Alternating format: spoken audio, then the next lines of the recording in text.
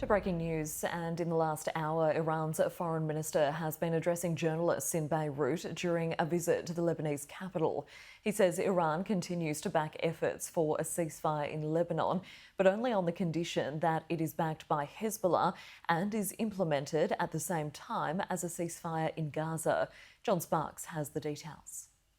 The Iranian Foreign Minister, Abbas Araghchi, really significant. I mean, you don't see him in settings, we don't see Iranian ministers in settings like this very often. And he also did a very short press conference as well. That is rare.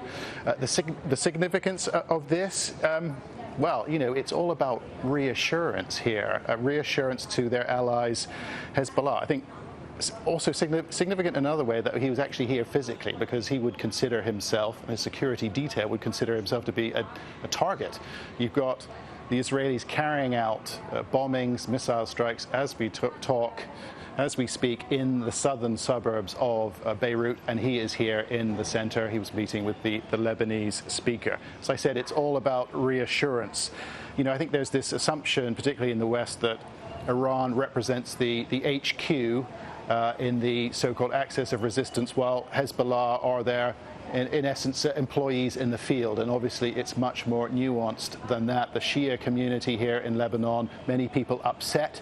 They think Hezbollah, it's doing the fighting, it's paying the cost of war on the front with Israel, while the Iranians, they sit on the sidelines and they pledge their support but aren't fully involved. And that's what this meeting was about. He was here in person, pledging his support to the country, also to Hezbollah. And he said multiple times in his short press conference that Iran stands with the resistance. He also delivered a threat that we heard from the Supreme Leader in Tehran during his sermon this morning, that if the Israelis hit us, then we will hit back harder. And he put some details into that threat. He said Iran would go after Israeli energy and gas installations if the Israelis strike back, which they are expected to do. And he said that Israel would be committing a serious error if it attacks Iran. So mainly about reassurance here in this partnership with Hezbollah, but also an opportunity to